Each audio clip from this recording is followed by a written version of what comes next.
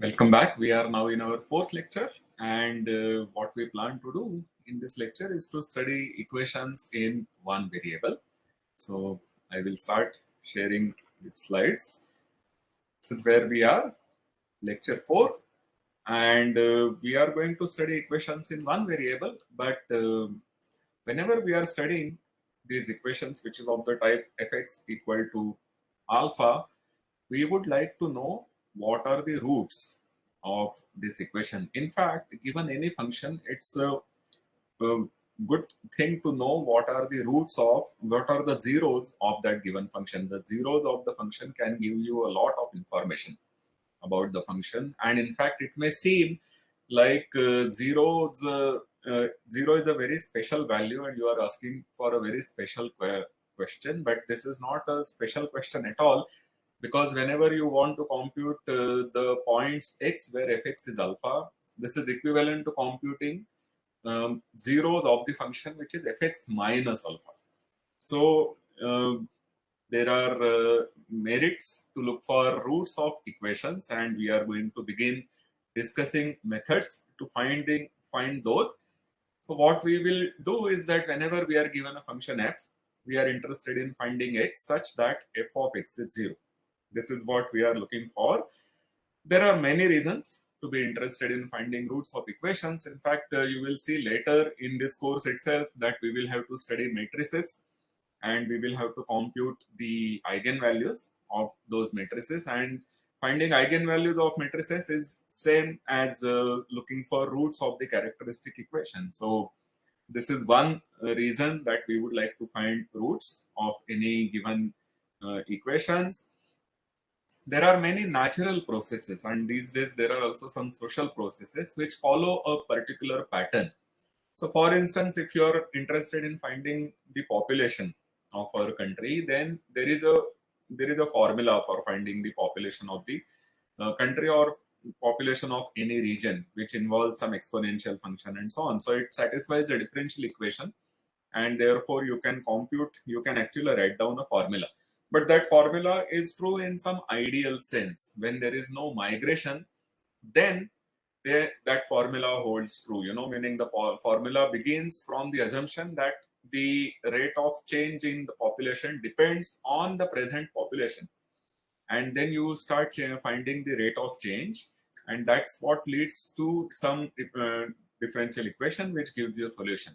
But if there is a migration, suppose there are some Rohingyas which are coming from neighboring countries, or there could be a reverse migration, meaning because of this Chinese virus, there could be deaths, which could be considered as the negative migration. So there is a migration, and this migration modifies your differential equation. And so there is an extra scalar lambda which is to be added, which is the scalar of the migration. It depends on migration. And given any particular values, we will then need to find this scalar. And finding the scalar is again similar to solving roots of some equation. And finally, I will give you one more example. So in the earliest generations of machines, we had addition, and once we had addition, we could also have subtraction, because subtraction just meant that you put a negative sign. Multiplication was there, but division wasn't there. In general, it is very difficult to have division in machines, and we actually look for roots of some equations to get this division done. Because whenever you want to find a upon b, whenever b is non-zero, this is similar to finding 1 upon b, because once you have 1 upon b, you can multiply by a to 1 upon b. Multiplication is already there in machines. Now to find 1 upon b, we have to find the number x such that x is 1 upon b. And this is similar to finding root of bx minus 1. So, meaning if you go and open the head of computer and see what it does inside whenever it has to find division of some particular quantity, a upon b, what it really does is that it approximates 1 upon b by solving some equation. So solving equations is something which is very important, and without that we will not be able to do some very basic arithmetic on computers. Okay, so we would like to solve the equations fx equal to 0, and I said that it looks like a special problem, but it is not, because whenever you want to compute fx equal to alpha, that is same thing as finding fx minus alpha equal to 0. You can just call fx minus alpha by some another name, and then you are looking for root of this another function. Okay, so we are going to begin to see several methods to find roots of given functions, and one of the basic ones is the bisection method. It's a very basic method. It's a very trivial method that anybody would think about, and that's the method that we are going to study. It starts with this very important basic theorem, which I am sure you would have learnt in your calculus course. What does the theorem say? It says that if you have a continuous function defined on some closed and bounded interval, say AB, and it's taking values inside real numbers, so that you can talk about the sign, and you can talk about the function values being smaller than or bigger than each other. So that's why we say that the function values are inside the reset of real numbers, and assume that the function values at A and function values at B have different signs. So that means if your A value at A is positive, then you are assuming that the value of B is negative, or if the value of A is negative, then the value at B is positive. This is what we assume. Then the intermediate value theorem will tell you that there has to be at least one point C within the interval such that the value of the function f at C is 0. This is the intermediate value theorem, and again applied to a very specific thing. Intermediate value theorem says that whenever you have fa and fb taking two values, then everything in between is achieved. This is what the true intermediate value theorem says, but at least in this special case, it will tell you that whenever the signs of the function value that two endpoints are different, then there is a point in between where the function value is 0. This is our stepping stone for this bisection method. And what we do then is that we look for functions which satisfy some conditions like this. That means there is a function, and on some interval AB, it satisfies this condition.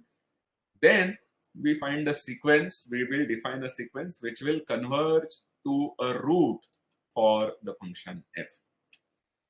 So this method, what it does is that it will repeatedly reduce your given interval by a factor of 2. And that's why it's called bisection method. The name bisection method comes because it involves bisecting the given interval, and at each step we will locate the half subinterval which will contain a root of your function f. Okay, so let's start. What we do is that we put a1 equal to a and b1 equal to b. So we had this endpoints a and b, we call a as a1, b as b1, and then we define p1 as the midpoint of this interval ab. So what we get is that p1 is a1 plus b1 upon 2. This is what we had.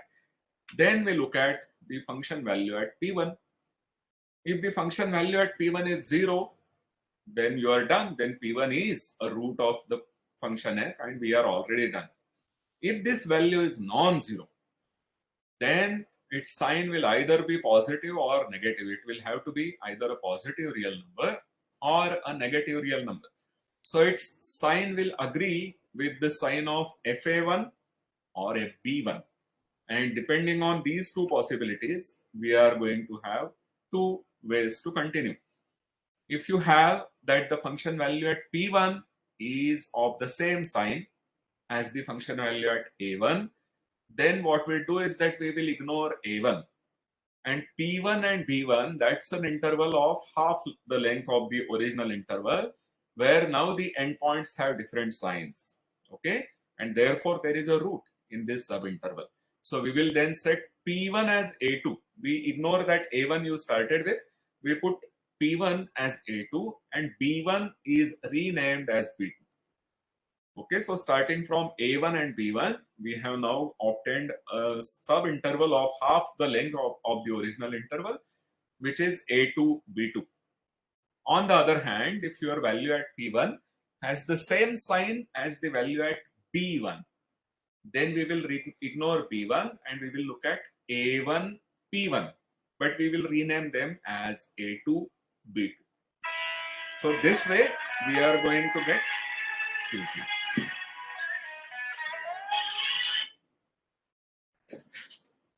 So this way we are going to get subintervals at each level and we will just continue this way. So we will simply repeat this whole process. That's the point. You start with an interval, look at the function values, then take the midpoint, see whether it is 0 or non-zero. If it is non-zero, it will give you a subinterval of half the length, either the first subinterval or the second subinterval. And then we continue this process. So this process can be depicted in the picture form as follows. Here we have some function where the function value at A1 is negative, function value at B1 is positive, and this is where our P1 is. Look at this picture that P is the intended root. We are looking to compute, we are looking to find this point P by having given the formula or the way the function is defined. So you would compute the midpoint, and here we have this A1 to B1 and P1 is the midpoint.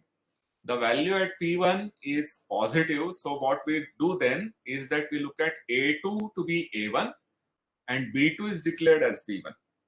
So our subintervals at the next step is A1, P1, which the points are now renamed as A2 and B2. After doing that, we compute the midpoints of these 2 points now. So that is P2, which has the function value negative. So once again, we will ignore A2 and look at A3, B3 as the P2, B2. And then we continue this process. So now the P3 is the midpoint, and as we see from the picture, the midpoints are coming closer and closer to the point P.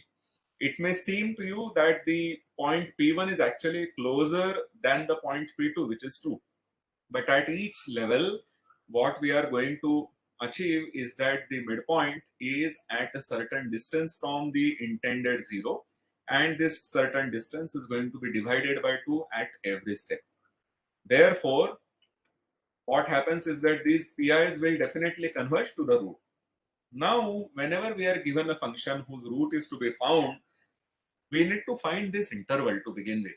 So we will have to look for various function values. We will have to experiment and find some function values at some certain points and find 2 values where the signs are different. For instance, what we can do is that if you have a function like this, 2x cube minus x square plus x minus 1, then you might look at the function values at 4 and minus 4. Those have different signs, or you may also observe that f of 0 and f1, they also have different signs. So in that case, it is advantageous to start with this smaller interval. Ultimately, if you look at this minus 4 and 4 and apply the process of the bisection method, you are going to reach the interval 0 and 1 soon. The minus 4, 4 will give you 0, 4, 0, 4 gives 0, 2, 0, 2 will give 0, 1. So it is advantageous to start with a smaller interval in any case, because then your root is located inside an interval of smaller length, and you may hope that the sequence Pi converges to your point much faster than the other sequence that you would get if you had chosen a bigger interval. Okay, so this is the first thing that we have to remember, that whenever we are looking for some interval, it is always advantageous to find intervals of the smallest possible length. Now, here is a problem with bisection method, that while the sequence will definitely converge to a root of f, that is because the distances from the PIs themselves are getting closer and closer to each other. So that gives you a Cauchy sequence, and in the set of real numbers, the Cauchy sequence will converge. And it's clear that the convergence will be to the root f, because the root of the function f is between those two, between all, the root is lying in all those subintervals. So when you are shrinking the subintervals, ultimately the subintervals will shrink to that point, which is the root of the function f that you are looking for, and therefore these pi will converge to the root of f. So this is something that we always have. But none of the pi may be a root. So while the limit of pi is a 0 of your function, but the function value at pi may never be 0. This can happen, for instance, when your root may be an irrational number. You may have some equation and where you know already by some theory that the solution for that particular equation is an irrational number. Whereas you may start with your original interval endpoints being rational numbers. If you start with rational numbers, then whenever you keep taking the midpoints, you are always going to get rational numbers. So your sequence will contain only rational numbers, whereas the intended root is an irrational number. So for instance, you may look at x square minus 2 defined on 1 and 2. So the function value at 1 is 1 minus 2, which is negative, and the function value at 2 is 4 minus 2, which is positive. So there is a root inside this interval, and that's the root which we have all agreed to call the positive square root of 2. So it is root 2 inside this interval. That's a positive number. The minus of root 2 is somewhere away. We will not worry about that. So there is a unique root now in this interval. So therefore, any sequence that we construct which given by the bisection method, that will converge to root 2. But the entries of the sequence, the pi, they are all going to be rational numbers because you started with the rational endpoints. And therefore, none of the pi happens to be a root, although their limit is a root. And therefore, what we need to do is to decide when to stop the bisection method, because you can't just continue it in ad infinitum. You are not going to get the root anyway. The root is a limit. It is not achieved at any stage. So you have to take a call and stop the process at some point. So this bisection method needs to be stopped after a finite stage. And therefore we have to decide when to stop. And then the corresponding P capital M will be called the approximate root of your function f. Okay, so we have to decide, and there are three ways. There are three criteria to decide and stop the bisection process. The first criteria is that you take the function values at each stage, and then you decide that you will stop when the mod of function value is less than epsilon. Okay, once the function value goes below a certain stage, goes in a small enough neighborhood of your point 0, then you may declare to stop it. This is point number 1. Another way to look for that could be that you will say that the length of the subinterval can be smaller than the given epsilon. Then we will stop. This is the second criterion. And the third criterion, which is slightly twisted of the second criterion, is that Pn minus Pn minus 1 upon Pn. This is less than epsilon. This is the third criterion, which is also a criterion sometimes used. Of course, we will have to assume that Pn is a non-zero number to apply this criterion. Okay, these are the three criteria. And we have to take a call on which criteria to use. So there are problems with all these criteria. Each criteria has some drawback, and each of them will have some possible plus point. So the first one, for instance, mod of fpn less than epsilon, this is not good because in fact it may take a long time to achieve this. You may have that pn goes very close to the point epsilon, the intended root, but the function value is not going closer to 0 as per that same speed. It may go closer to 0 much slower than the points Pn are going to the root P. Okay, this is one thing that can happen. Another possibility is that this mod of Pn less than epsilon may be achieved immediately, but still your Pn may not be close enough to the root. Ultimately, we want to find the root, and so we have to be close enough to the point P. That's what we should have. Another thing you should also realize from the example that we have seen is that when we are taking these successive approximations, the function value may not always decrease. Sometimes, as we have seen in that example already, that P1 was closer to the point P, but P2 went a bit ahead. If you were taking the modulus of those values, you will see that mod of FP1 is less, but mod of F of P2 is slightly bigger. So therefore, it might happen that your mod of F of Pn is less than epsilon, but after a stage, the next few values might still go beyond epsilon. And then you would not be quite happy with the situation. So this is why the first criterion is not so good.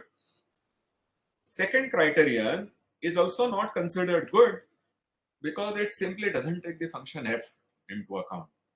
Once you have the original interval a and b, then you know that the length is mod of a minus b. That's the length of the subinterval. The next one will have half the length. The next one will have half the length.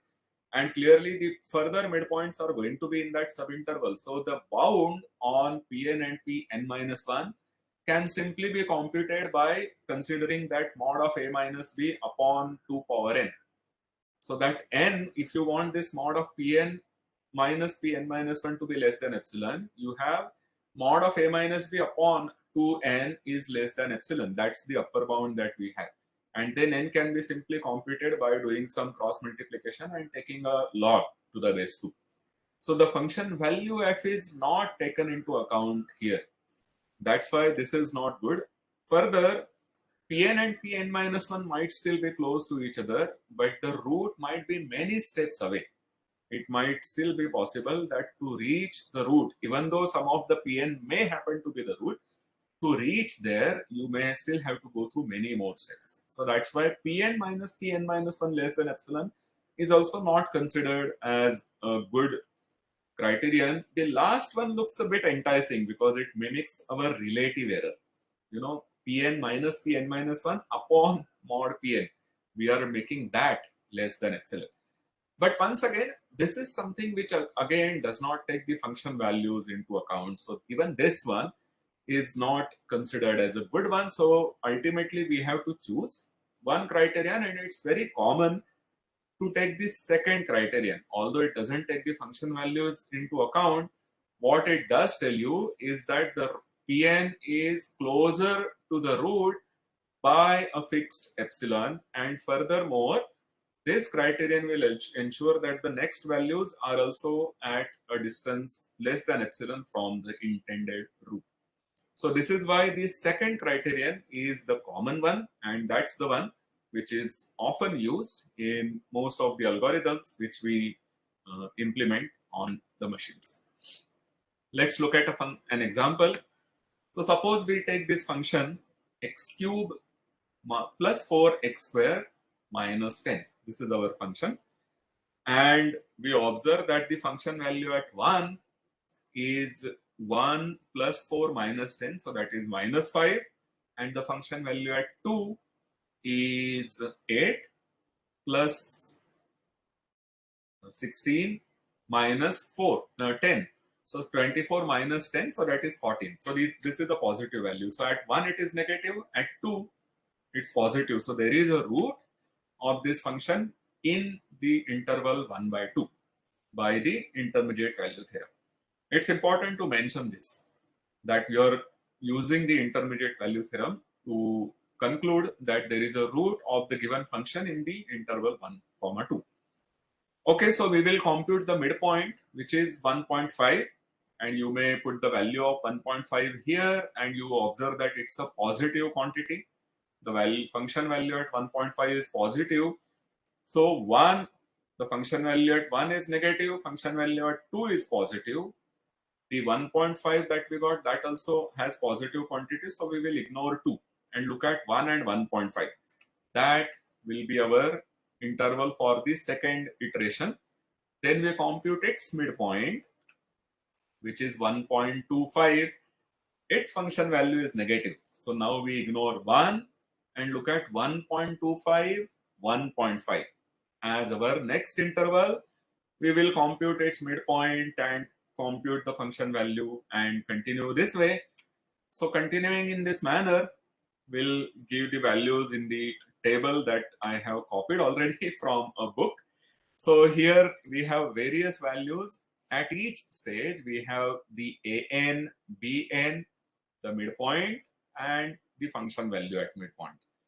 So as we go on iterating our method, we see that after the 13th step, the function values are somewhat smaller, and the midpoints are getting closer and closer to 1.365. So we may call our P13, which is 1.365112305, or you may use some chopping method to compute this as our approximate root to the equation we started with. Okay, there is one more thing that we have to observe, which is that we have done this computation assuming that we have infinite digit arithmetic at our disposal. But in computer, you are going to have finite digit arithmetic. And so you have to be slightly careful while doing all these computations, especially when your points get closer and closer to each other. Then there could be these cancellation errors due to the cancellation of nearly equal numbers. So those are the points that you should note and take a bit of care. There is this final word on the bisection method. First of all, although it is a very clear method, meaning it takes no efforts at all to explain this method to students, it will have significant drawbacks. And the drawbacks are that it is very slow to converge. It will converge. This is one very big plus point, that this method does always converge to a root, but the speed of convergence is very slow. That means your capital N may become very large if you want your P capital N to be sufficiently close to the root. This is one major drawback. There are other methods, and this is also another point, that a good intermediate approximation might be inadvertently discarded because you are looking at only some fixed points. You are taking your interval, take the midpoint, take the next interval, take the midpoint. So that's a, it's a closed eye method. And therefore you may happen to have a good approximation nearby, but you would not look at it. That's another drawback. There are other methods where the convergence may not be guaranteed, but whenever it converges, they will converge faster, in fact, compared to the bisection method to the root. And therefore, although our bisection method has the property that it will always converge, the speed might be very slow. So, so in subsequent lectures, we will see some other methods to find roots of functions or roots of equations. But this method is anyway explained always because it's one of the very basic method, and this is the starting method to study before we go to some other more efficient methods. So this is where we stop for the moment, and in the next lecture we will continue with the other methods. Thank you.